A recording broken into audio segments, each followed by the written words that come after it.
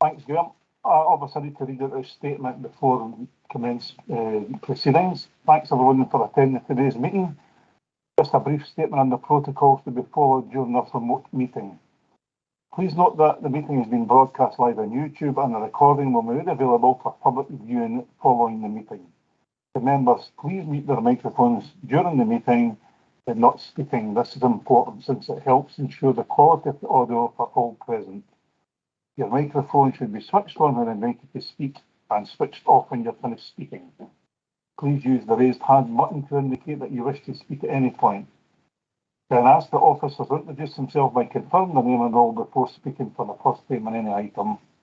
If any members lose connection or have any technical issues during the meeting, please alert the clerk as soon as possible, either using the chat function within the meeting or by email or phone. I will now ask the clerk to carry out a roll call of all elected members participating in today's meeting. David, over to you. Thanks, Chair. If I can just confirm the members present. Councillor Davies. Present. Councillor Farmer. Present. Councillor Houston. Present. Councillor McPherson. Here. Councillor McGill. I'm here.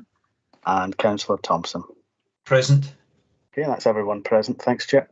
Okay, thanks for that. Welcome everybody today and move to item 1 on the agenda, apologies and substitutions. I don't think we have any. I think we've got a full quota here. Item 2, declarations of interest. Okay, none. There is no urgent business. And move to item 4, and these are the minutes from the meetings on the 9th of November 2021 and the 7th of December. Now I've spoken to the clerk and given obviously the new panel here. These are just for noting, and anyone want to raise any issues with them? No. Okay, so these are just noted. And move to the first item on the agenda today, which is a planning item, which is for the full planning permission for the erection of 4 flatted dwellings at 14 Calton Crescent, Shirra's Brae. And Jane Weir, I think this is your application. Jane, if you want to introduce it. Yes, thank you, Chair. I'll just share my slides in a moment.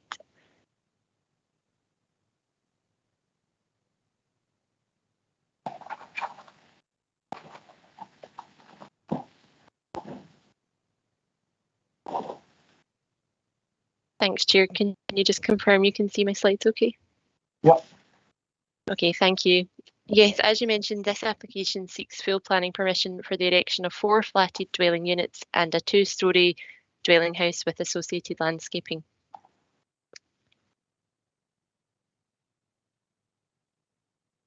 The slides are not moving. Hopefully that's moved on, sorry. The site is located within the grounds of the existing Bernardo's building at 14 Calton Crescent and Shirra's Brae Road within Stirling, within an established residential area. The existing site plan, as shown on your screen just now, shows the location of the office building at number 14, bound by Calton Crescent to the north and Shirra's Brae to the south. As existing, vehicular access is taken off of Shirra's Brae Road, but there is an entrance point also in Calton Crescent with parking to both sides currently serving the office development. There are a selection of ornamental trees to the Shirra's Brae Road side, and there is a footpath which connects both streets to the west-hand side of the site. Proposal, as shown on the site plan on your screen just now, shows to seek to erect 4 flats across 2 storeys and a 2-storey dwelling house for staff accommodation formed of 3 terraced units. The properties would be positioned to the front of the site at Shirra's Brae Road on a west to east axis, separated from the Bernardo's office building by proposed communal open space and landscaping measuring approximately 350 square metres to serve the development. Overall, the proposal is sought for the purposes of providing purpose-built homes for young care leavers associated with the Bernardo's charity, and the Bernardo's building is to remain on site and be functional with a reliance on this by the occupants of the proposed units. I'll just take you through a series of the proposed plans. This is a closer view of the site plan. As mentioned, it is to front onto Brae Road with an area of landscaping levelled off with stepped up access to the Bernardo's building, which would appear to the rear. Parking would be positioned at the southeastern corner, which would utilise the access which currently serves the office at Brae, and there is proposed landscaping as well. The proposed plans are shown on the screen. As I mentioned, these are to be 4 flats of single 1-bedroom units, and the proposed 2-storey staff accommodation would be 2 bedrooms. This is a proposed roof plan which shows the provision of PV panels. Is As now joining. As shown on the slide just now is the proposed elevations. The top drawing would be the front elevation, which would front onto Brae Road, and the bottom row of elevations would be to the rear with access to the Is now property exiting. via courtyards. As you can see, these are formed of 3 pitched gabled buildings connected by timber flat roof links, which would hold the staircase access to the upper storey flatted accommodation. And just to show the east and west side elevations, and as you can see, these are generally blank with only 1 lower level window, which would be screened from the development, from the neighbouring properties by existing fencing and separation distance. The top elevation on your screen is a proposed street scene elevation, which, although quite faint, seeks to show the context in relation to the neighbouring properties. And you can just see in the background that the Bernardo's building would sit slightly higher and remain in situ. And on the lower drawing there is the proposed section to show the changes in levels across the street.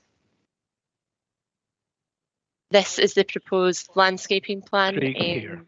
I would just point out to members Is now joining. Technical error with the drawing with the CAD overlay. Unfortunately, it's shown the position of the houses here, which is actually incorrect. These are here as shown. It's just a duplication because of the way the CAD drawing has pulled through. As I mentioned, some trees are to be removed Is to now accommodate exiting. development to the front, and there is additional planting and wildflower lawns proposed throughout the development as well.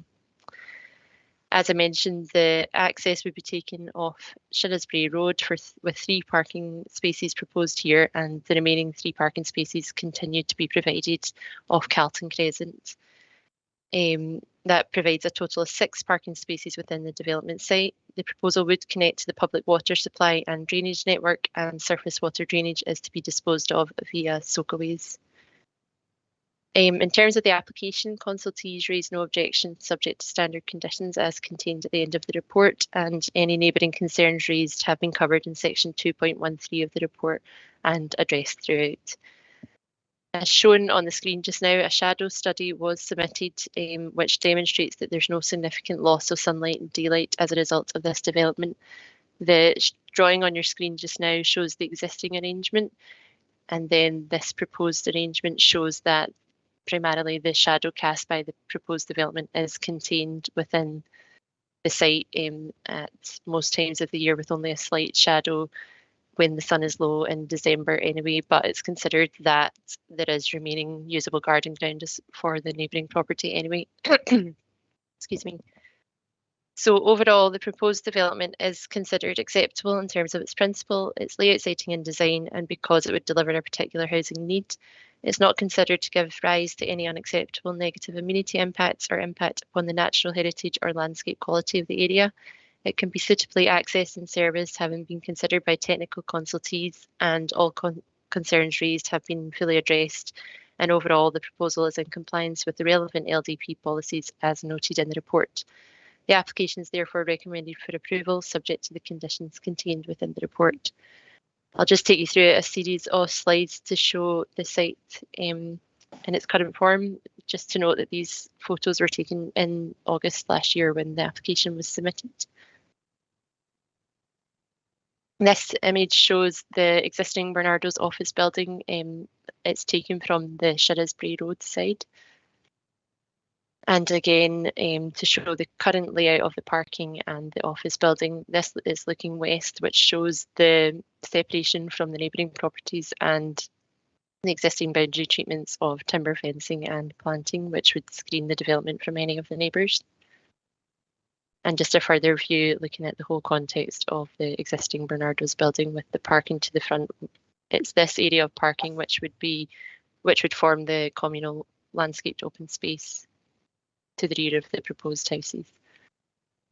And again, just looking in the opposite direction, this shows the change in levels, but also the existing hedge, which screens the development from the neighbours to the east direction. This is a view from the front of the site, looking back towards Shirra's Brae. These ornamental trees and 2 trees with ash dieback are to be removed to accommodate the development, but proposed replacement planting is proposed throughout. And again, just a wider view of the site looking east, showing the relationship to Shirra's Brae Road. This view is taken from Calton Crescent, which shows the existing vehicular access to this side. There is an existing outbuilding within the site, which is proposed to be retained as well, and that would house the bin storage for the proposed development. This is a view of Calton Crescent and shows that the site would not be, the development would not affect the properties at this side. And again, a view of the office building with on-street parking to this side at Calton Crescent, which is to remain as existing. The view of the parking provision within the site at this side as well.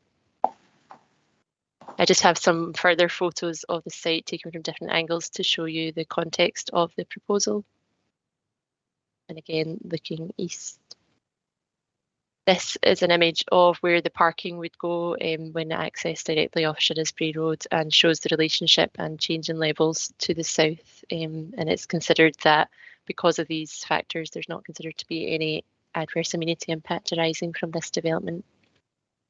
And again, looking west. And just a view looking front on to where the access and parking would be. At the time of the site visit, the boundary wall was being repaired, so this would be in situ now.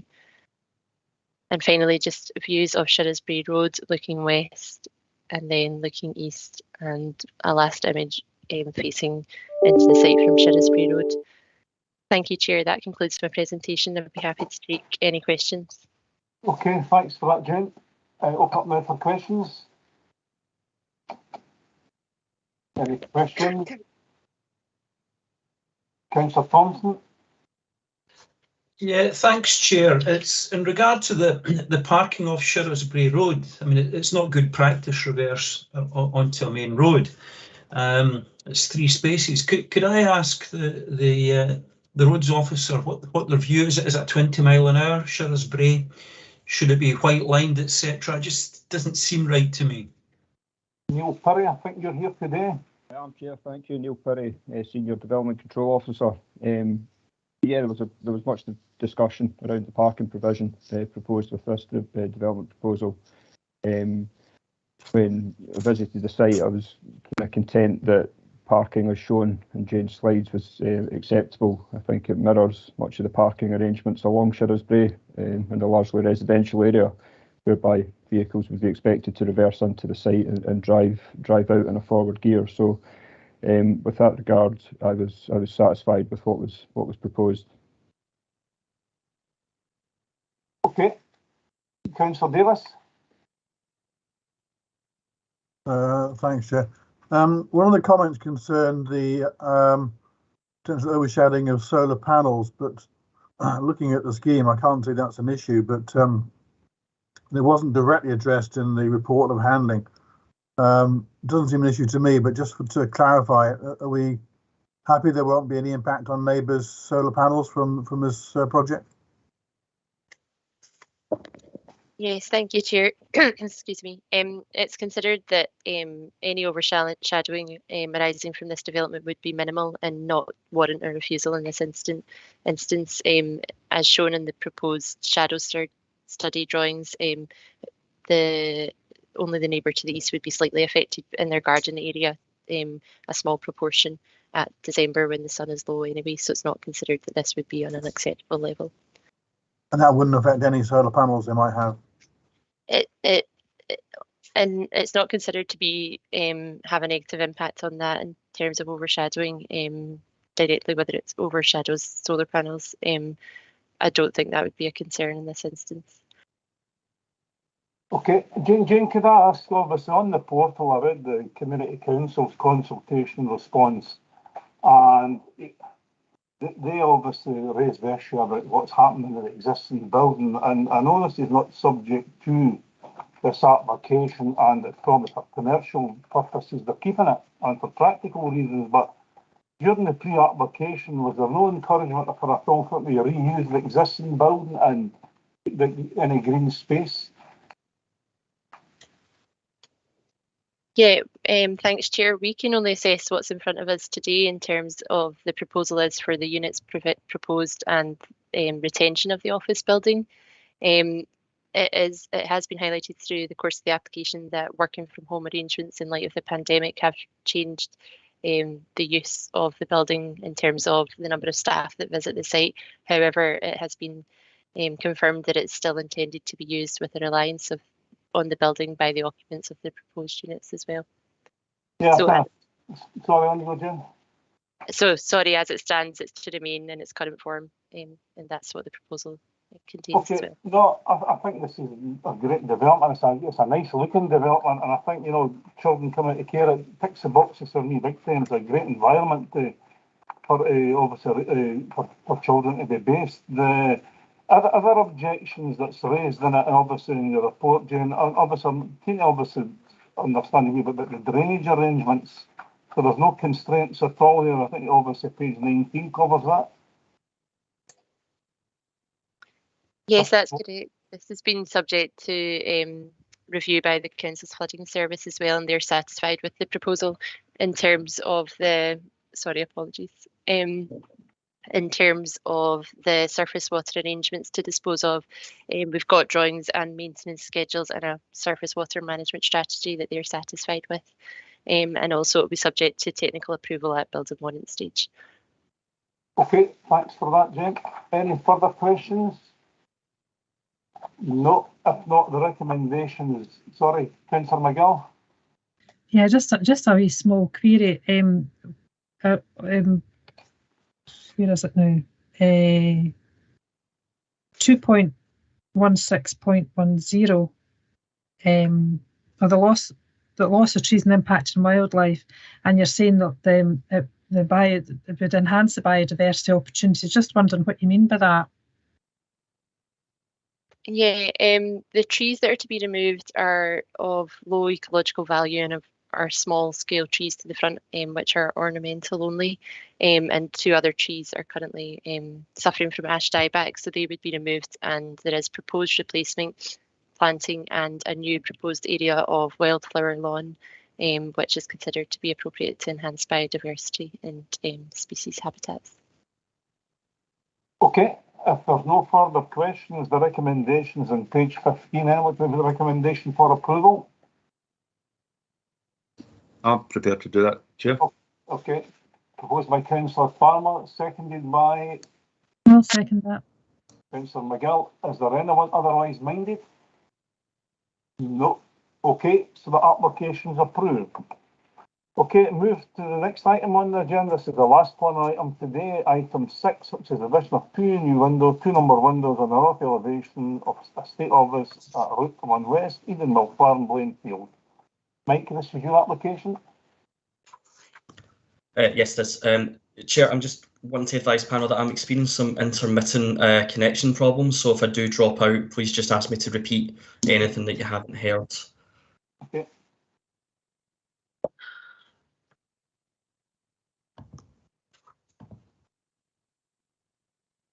And can I just check, Chair, can you see that presentation? Yep. Thank you, Chair. This application is for the addition of two number windows on the north elevation of the estate office at Edenmill Farm, Blanefield. This application has been referred to panel as there has been more than 5 objections to the application, as per the scheme of delegation requires to be dealt with by planning panel. Here you can see the location plan with the site outlined in red here. The site is within the countryside policy area to the north of Strathblane. This slide shows the existing floor plans of the office. So we have the ground floor plan here, which is comprised mostly of shed and storage, and then the upper floor, which contains the main office. The slide shows the existing elevations of the office. The slide here shows the locations of the windows on the north elevation that are proposed here and here. Sorry, on the floor plan here, and on the north elevation, they're located here and here. Moving on to the site photos for context. This is the view looking towards the this is the view towards the site looking west. This is the existing building looking in the southeast. This is the view of neighbouring properties looking north from the shared driveway of the cottages. This is the view of neighbouring properties looking north from the shared driveway. Sorry, this is the view looking towards the office building from the shared driveway. This is the view towards the site from the road. And finally, this is an aerial map just to show the location of the windows in relation to neighbouring properties. So this is the office building here. The windows are located on this elevation. These are the residential properties to the north here. This concludes my presentation. As per the report, the officer recommendation is to approve, and myself and the case officer Kieran are happy to answer any. Okay. Okay, you kind of faded in and faded out. A panel member, adequate information. I think it's pretty straightforward, this one. Anybody want anyone to repeat anything? No. Okay, so open up now for questions. Mike, what's the dimensions of these windows? They look pretty small to me.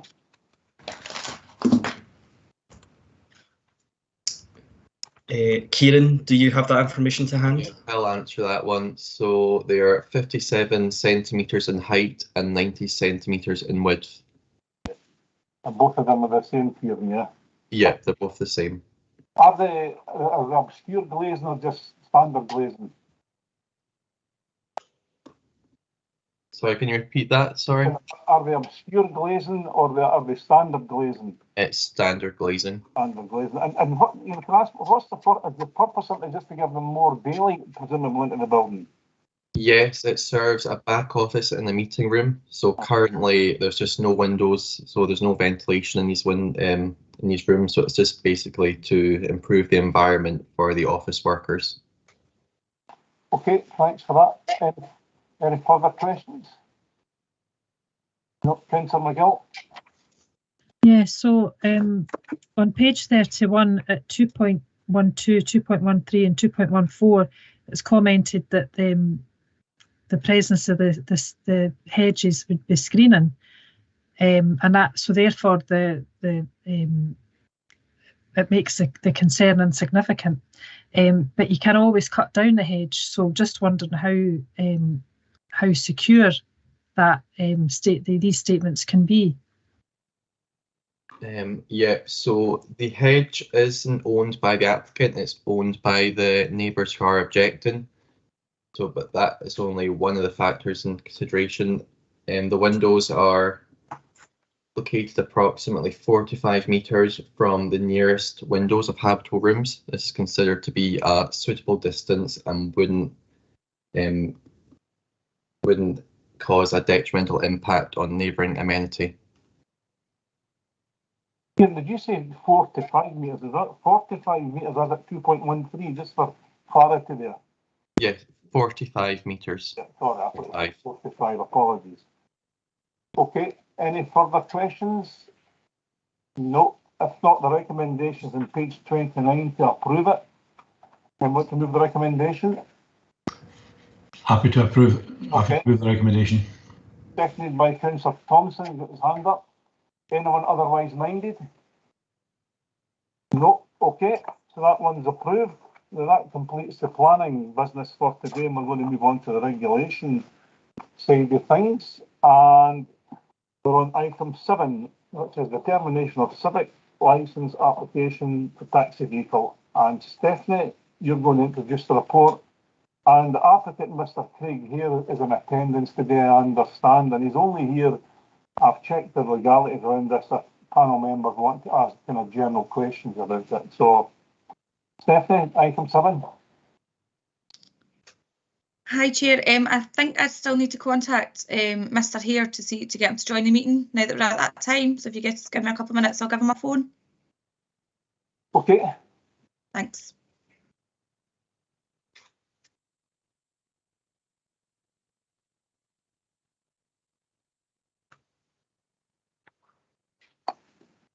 Do you want to adjourn for a few minutes, Chair? Yeah, we'll take maybe a 5-minute adjournment, David. Okay, no problem. I'll stop the recording. Thank you.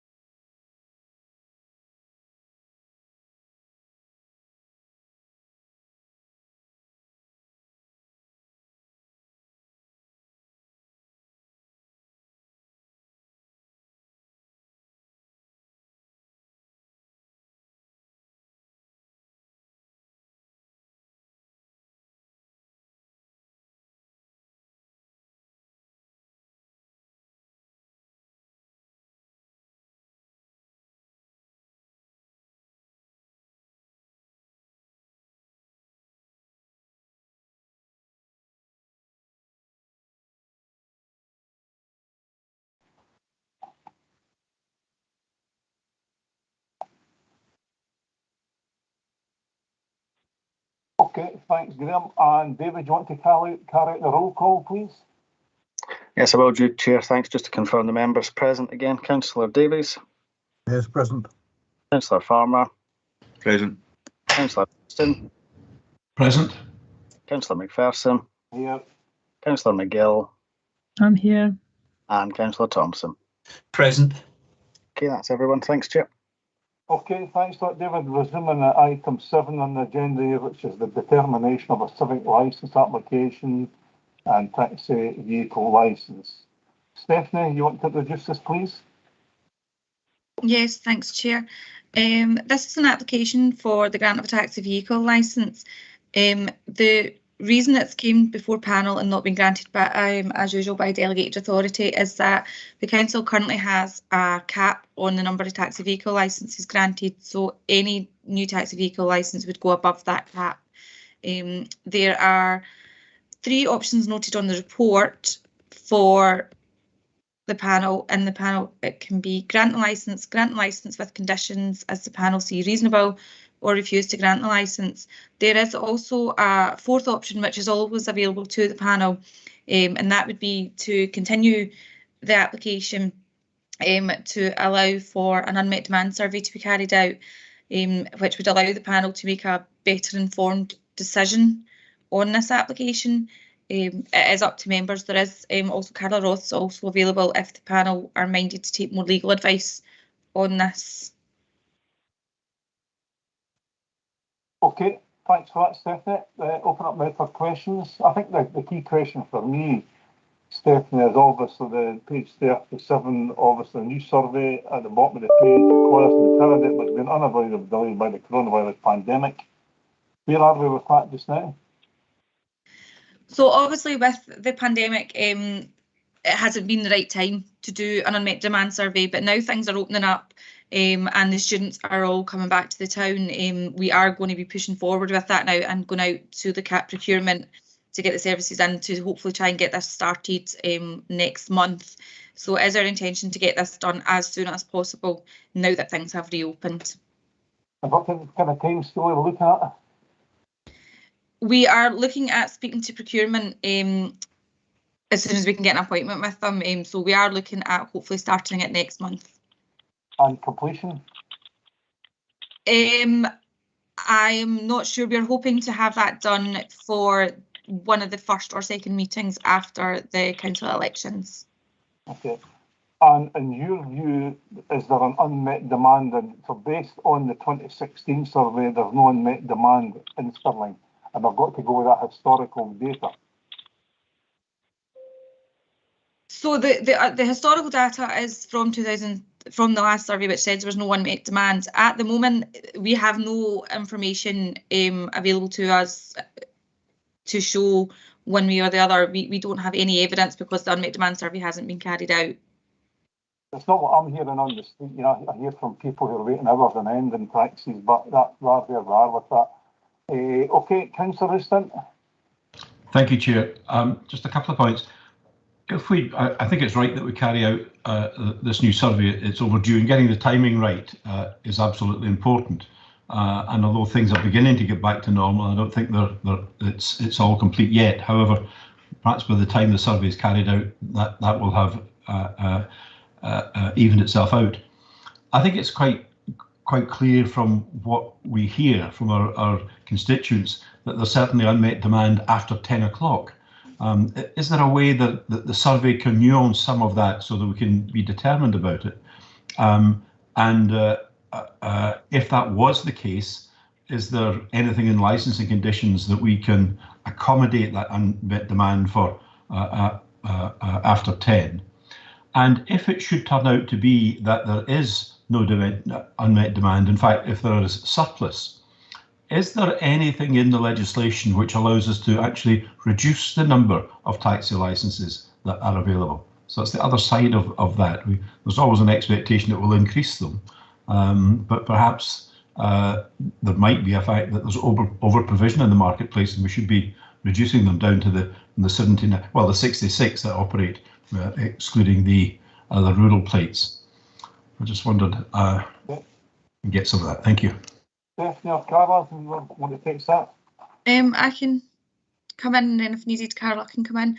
So with the first part, historically, the unmet demand surveys have always said there are peak times when there is always a demand, and that has always been after 10 o'clock at the weekends typically. So that has always been kind of noted within the unmet demand reports. With regards to attaching additional conditions saying that they have to work after this time, that wouldn't be seen to be reasonable. And also you can't force drivers or whatever to work after that time, so that wouldn't be seen as a reasonable condition. With regards to reducing numbers, should any survey say that we have too many, we wouldn't be able to take anybody's licences off them. It would be a case of if they are surrendered or come back to the council for any reason, we wouldn't issue any other ones. So we couldn't go out and take somebody's licence off them just because the survey says that there's too many. Okay, Councillor Thompson.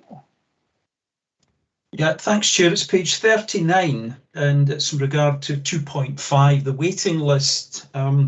33. Has this ever been tested recently to see if those kind of numbers still exist?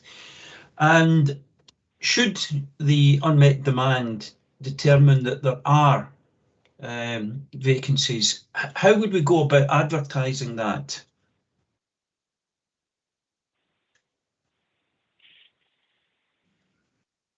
That's it.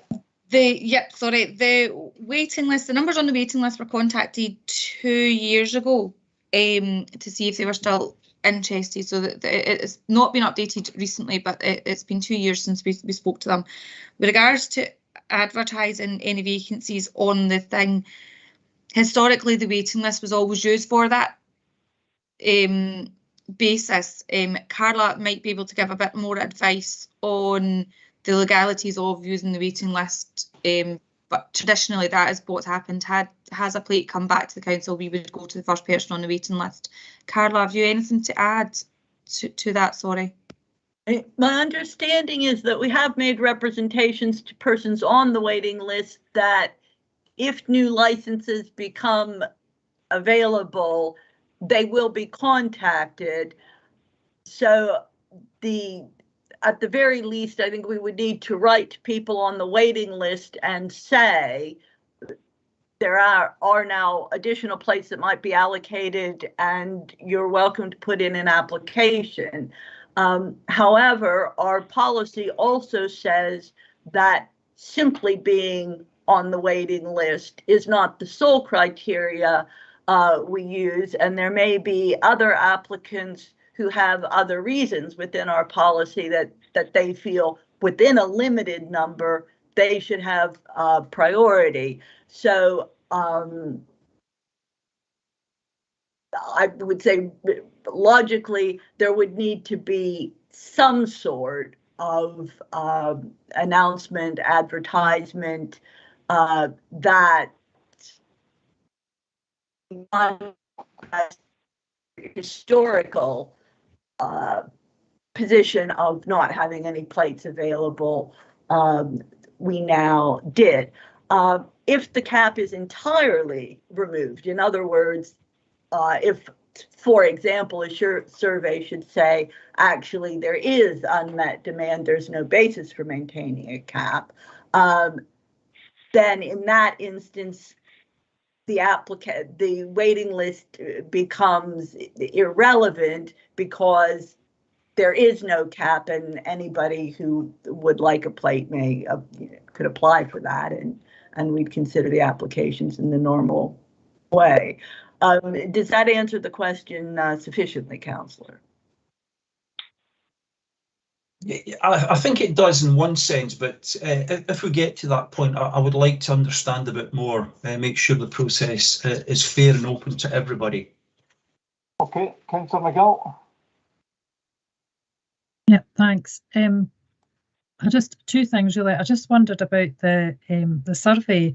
Does that take into consideration the changes in the population and the changes in the bus services over since the last survey, and also the licences that are currently in use? Is there any obligation on the people who hold these to provide a service, or could they potentially be sitting not using their service, and how do you gauge that? Stephanie? Yeah, thanks, Chair. So when any unmet demand survey that be carried out, yes, it takes into account the population and bus services. They speak to various organisations across the council. So they'll speak to the Students' Union, they'll speak to the police, they speak to transport. It does cover a wide range of people. So they do try and glean all the information they can. They also, as part of the survey, put cameras up, or they have people standing at the ranks to see how that operates. So it is a fairly involved process to get as much information as they can get. There is no obligation to licence holders to use the vehicle. Once a licence is granted, it's up to them. It's a bit like we can't make them work past 10 o'clock, we can't make them work at any time. But from my knowledge of the taxi vehicles that we do have, they are out working. Anyway, we don't have any that are just sitting. Does that answer your questions? Yes, just to go back to the survey for a minute, is there any way that the general public can input to that? Because I know, you know, going down to taxi rank might be one way, but can people maybe phone in and give their views as well? Yes, sorry, I should have said that at the time. Members of the public are invited to give their opinions. We can advertise it through Facebook and at the bus station and things like that. So we do try and get the members of the public to engage. Okay, thanks for that. Councillor Councillor Davis. Yeah, thanks, Chair.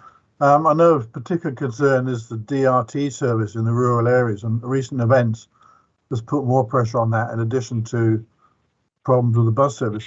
I'm a bit hazy as to the interrelationship of licensed areas and whether you need a separate application for DRT, but can you just expand on how that interacts?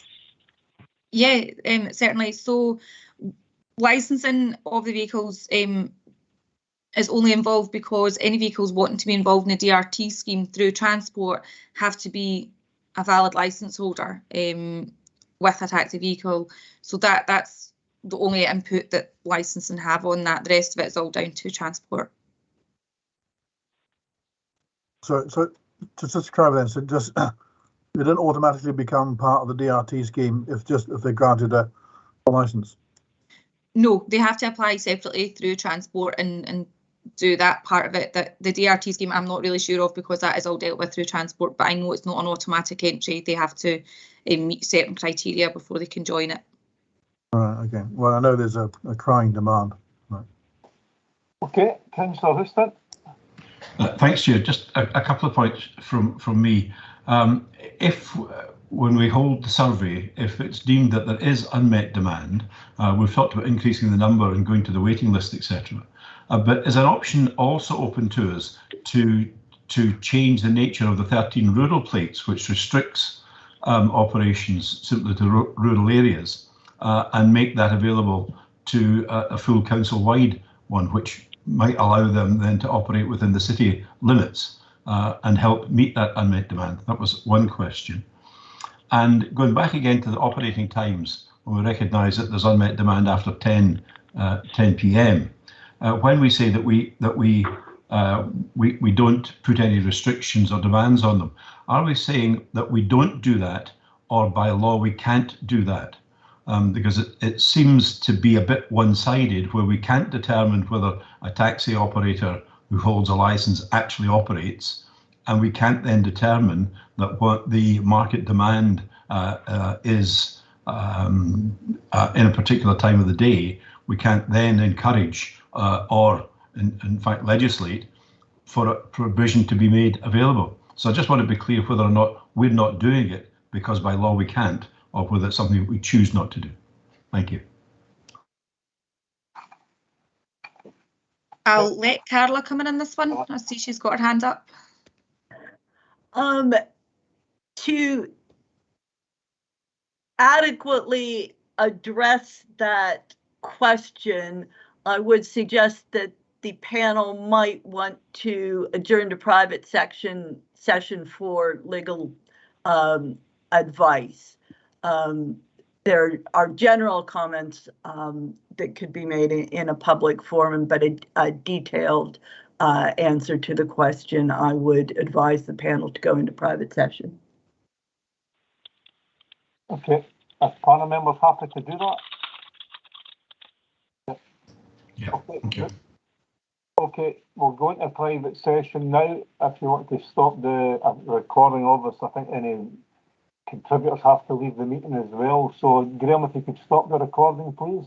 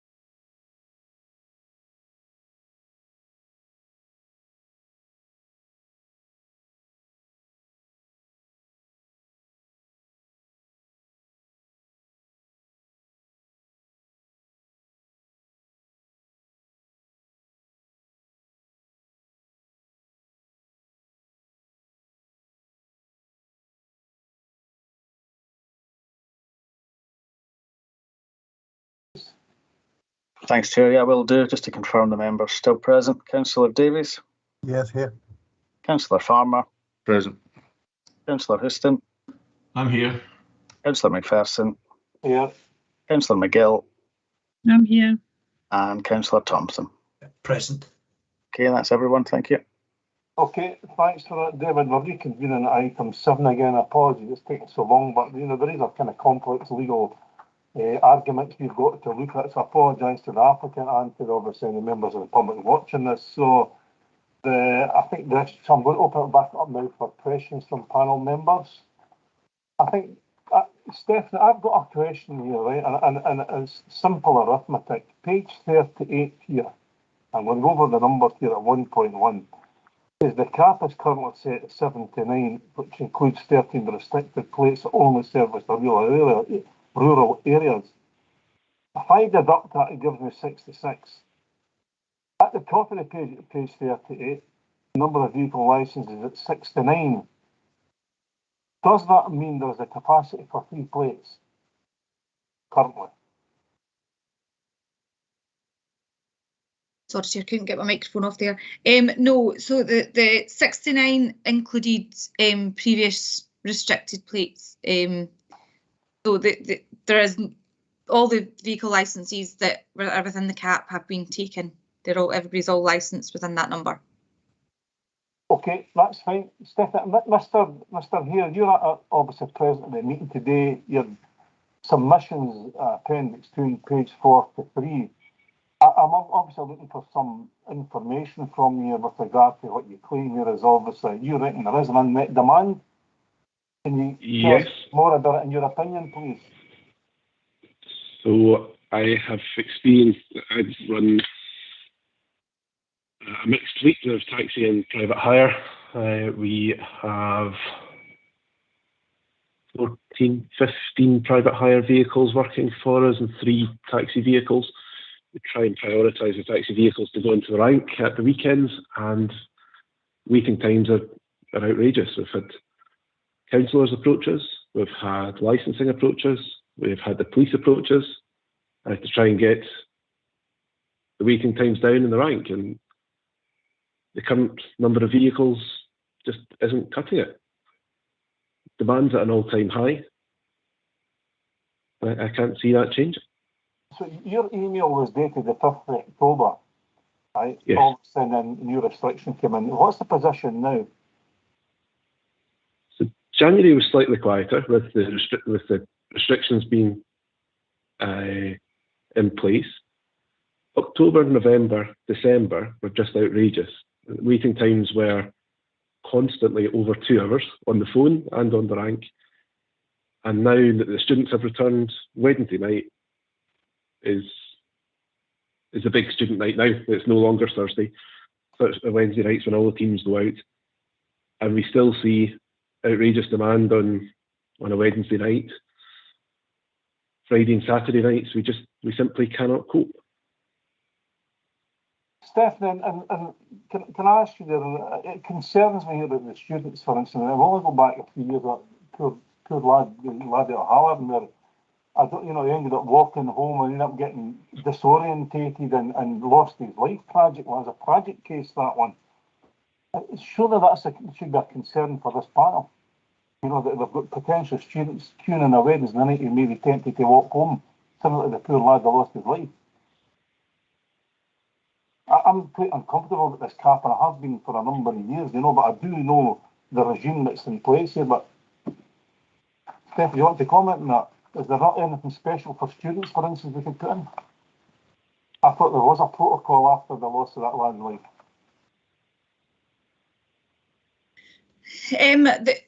I'm not sure what happens currently, but pre-COVID, there was the kind of safe taxi scheme that if students didn't have any money on them to get home, they could get dropped off, and then the night caretaker would take a note, pay the fare, and then they would charge back to the student. There used to be they did put on after that the night buses as well. First Plus put on night buses that then took the students up, but I'm aware they're not running.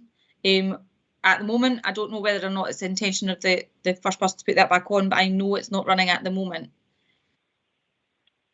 Mr. Hare, can I ask you, does your company operate the safe taxi scheme still?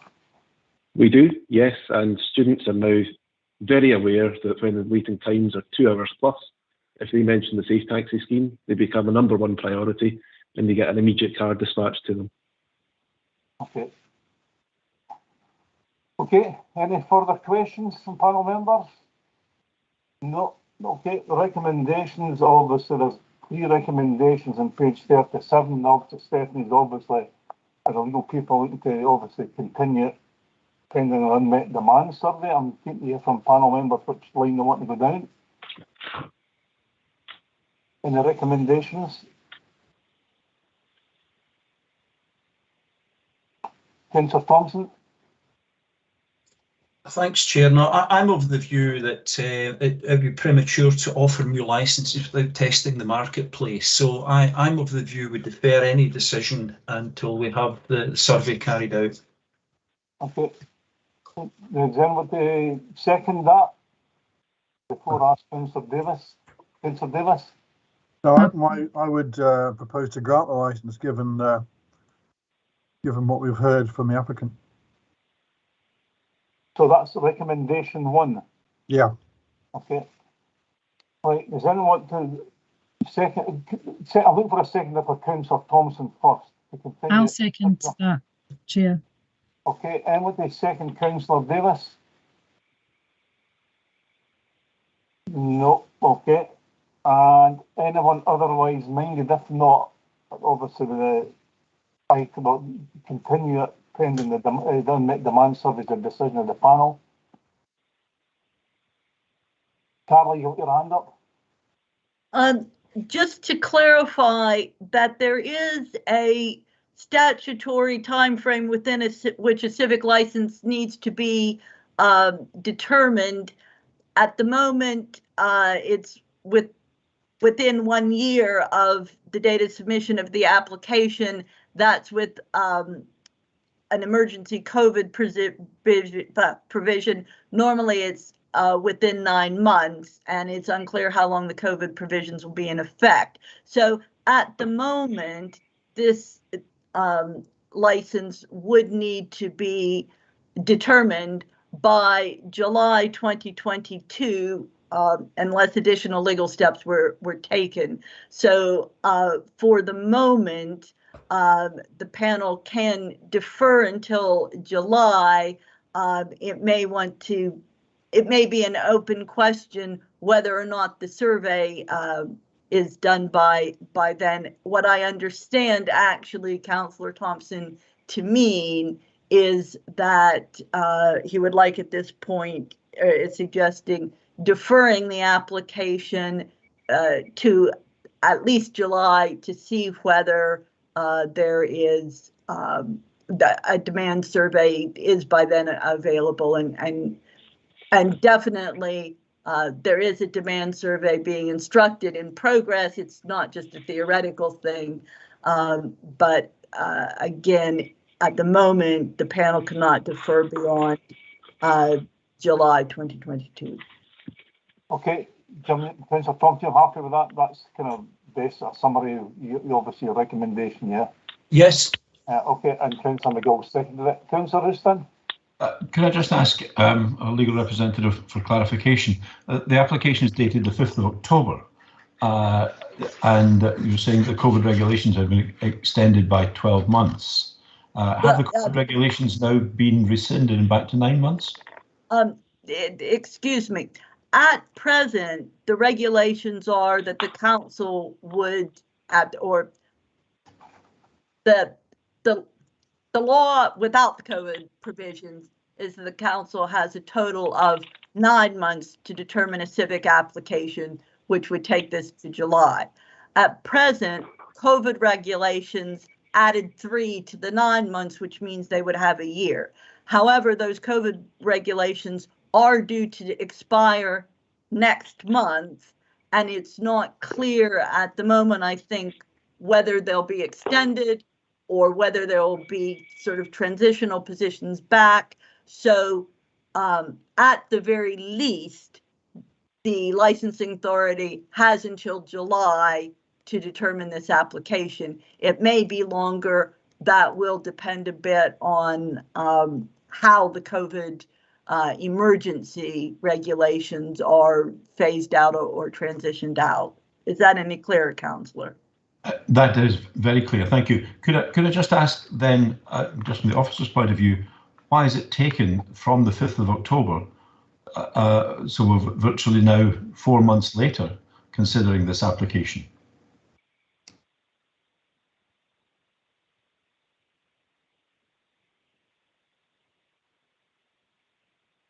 Sorry, I couldn't get my microphone off again. This computer's not want to work.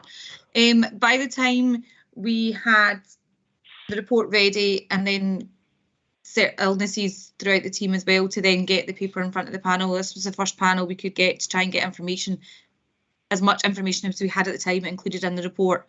So this was the first panel that we felt that the paper was actually ready to give to you. Thank you. So in the current state, we've got Councillor Thompson seconded by Councillor McGill. Decision is to continue. With regard to Councillor Davis's removal, I'm very tempted to second that, Councillor Davis, but you know, because I don't think the cap's working. I have great concerns over what Mr. Hare told us, and it's not just Mr. Hare that's saying that. I know other taxi drivers who tell me the very same. But I think we owe it to the industry to have wider consultation. I do know, when I discussed this in the past with officials, that there was physical issues around about the town about capacity parked cars. So I've got great sympathies with moving recommendation 1, but I do think it's premature. So we are where we are with it. So the decision is to continue the applications for a future meeting. Panel happy with that? Okay. Great. Yep. That's fine. Move to item 8 in the agenda. Stephanie, you're on again. Very similar to the last one. Yes, Chair, thanks. This again is another application for the grant of taxi vehicle licence. Again, it's before the panel because there is that cap in place, as we've just discussed. Again, it's up to the panel. They have the options to grant with conditions, to refuse, or there is always the option of continuing the application to a future meeting to allow for more information to be gathered. Okay, questions? Well, I'm just going to move the recommendation as in the last one, just to move it, continue it to a future meeting. Anyone second that? I'll second that. Councillor Davis, are you otherwise minded? Well, I just wanted to ask, what are the downsides of granting the license? What's the worst that could happen, basically? Bethany or Carla? It would depend. It could potentially have implications for the cap or maintaining the cap. It would depend on, to some extent, on what the panel's reasons for granting the license are, but potentially it would in effect lift the cap that the licensing authority has maintained for, my understanding is, several decades now, and essentially mean that applications for taxi license were unrestricted in that way. Yeah, but we're not talking about a massive increase. We're just talking about a maximum of 3. We've voted against 1 already, so we're only talking about another couple of licenses. Again, I would suggest that the panel go back into private session if additional legal advice is needed on that point. Okay. Councillor Davis, do you want to go to private session for more legal advice? Yeah. Should we do that? Okay, that's fine. Okay, so I'll turn the meeting here, and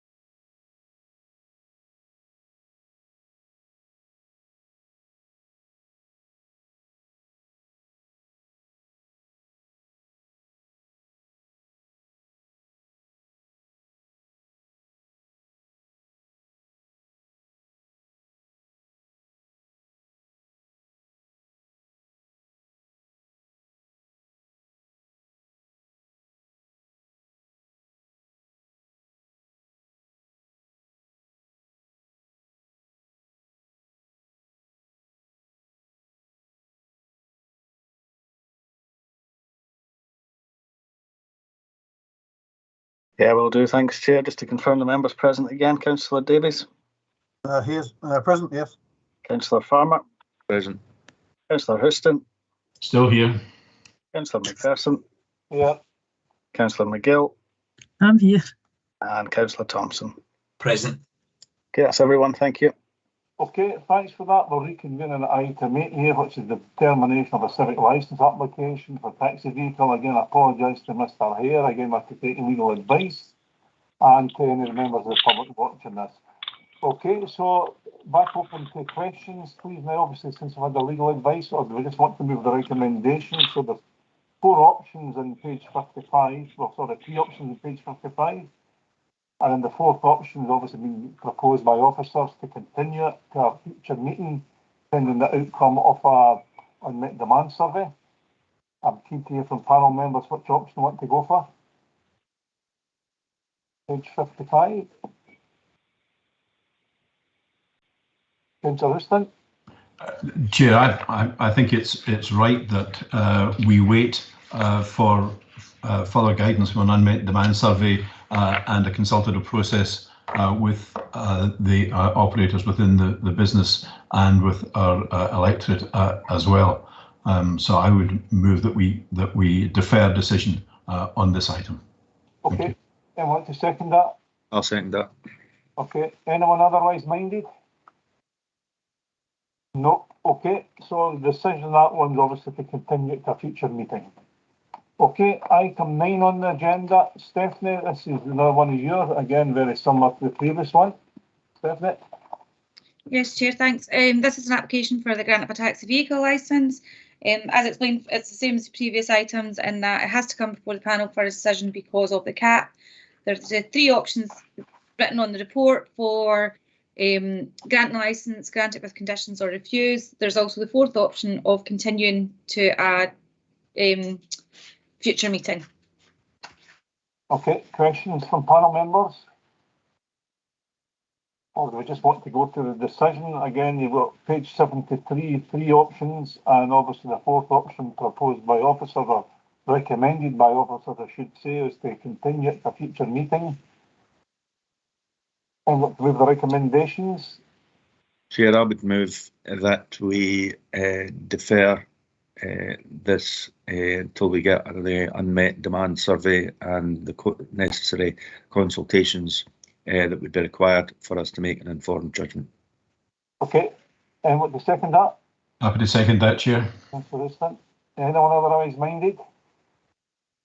No. Okay, that's fine. So the application's continued to a future meeting.